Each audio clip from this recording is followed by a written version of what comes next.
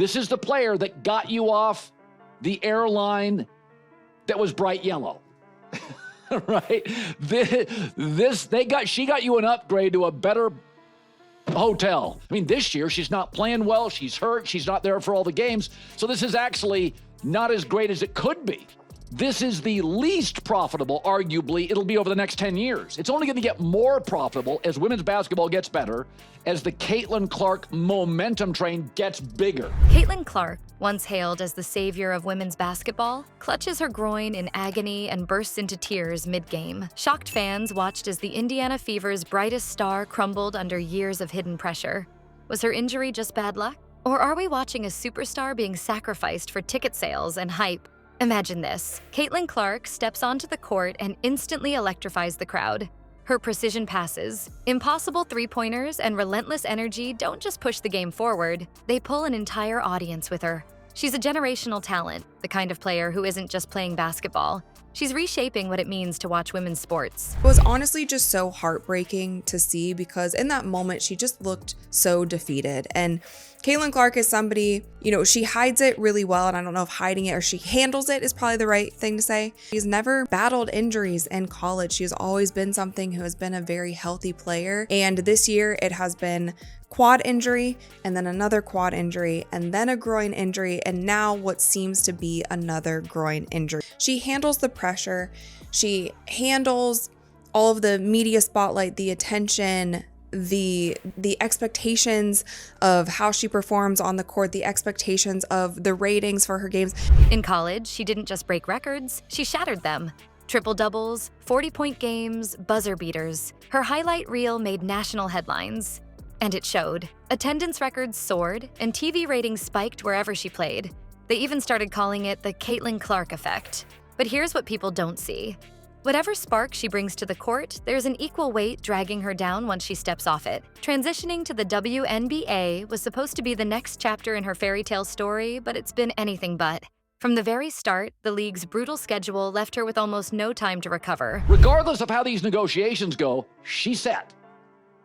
Nobody else is, right? So when somebody joins the band and everything gets upgraded, just be happy. WNBA stars, well, there's one that moves the needle. And here's the other thing to remember. Caitlin Clark's already rich. She made $11 million this year alone in endorsements. I know you wanted your song to be the first one they played. You wanted to make up the set. It's not the t-shirt. Both physically and mentally. She faced relentless contact in every single game, and officiating often seemed to turn a blind eye to the damage. It was like being handed the spotlight while no one bothered to set the stage. And then came the hit that made everything feel real. During a game against the Sparks, she went up for an inside jumper and came down awkwardly. Her hand reached for her groin instantly. Her face contorted, and within seconds, she was on the floor. Tears streamed down her face as the arena went silent, a moment that felt like years of overexertion and pressure catching up with her body all at once. Fans gasped. But insiders weren't surprised. It wasn't some freak injury. It was a ticking clock finally running out. A preseason quad injury had already sidelined her earlier. She has been on minutes restriction for the last few games, and I've always been a bit confused by that because I did not understand why the Fever would bring her back if she was injured at all. Even Caitlin Clark's brother tweeted, "This one is on the refereeing." There are people in Caitlin Clark's family who are starting to call out the referees because of how bad they have been. Now, I feel like Caitlin Clark, she is your star player. She's having an injury that is jumping.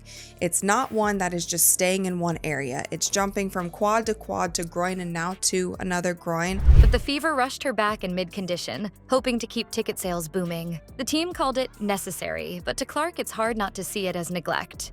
This isn't just about Clark. It's a pattern. A system squeezing these athletes dry for short-term gains while ignoring long-term risks. And the fallout could cost more than just one player. That damage is already rippling out, but Caitlin's pain wasn't only physical. There's an even bigger fight looming for her. Here's the thing. Caitlin Clark's injuries are only part of the story. On the court, she's dealing with something else entirely, a system that seems set up to wear her down. In the WNBA, rough play is part of the game, but for Clark, it's gone far past physical defense. Opponents shove, hold, and outright knock her down, yet the whistle rarely blows. The league's referees overlook these moments so often that it's starting to feel intentional. So the Big Ten preseason media poll came out. Now, think about this. The best offensive player in college football is a Buckeye. The best defensive player, Caleb Downs, is a Buckeye. And I think this is one of those things, and it's going to be hard to stomach for a lot of people. The Big Ten is officially better than the SEC. It's not just that Ohio State won the Natty last year. It's that they humiliated Tennessee. It looks a lot like it used to 8 years ago when a Georgia or an Bama would face a Big Ten team. Fans are noticing too, and they're not staying quiet. A moment that went viral recently sums it all up. Clark, visibly frustrated after another no call, marched up to a referee in the middle of a game and let loose. Her words weren't just about one missed foul. They were about all of it.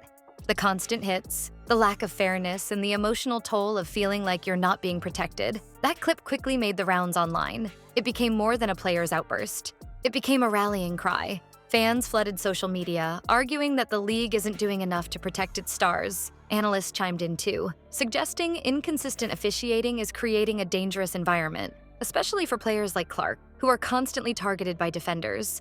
And it's not like there aren't examples to back this up. In one game against the Connecticut Sun, Clark was hit in the eye by a flying elbow, knocked to the ground moments later, and somehow ended up receiving a technical foul herself.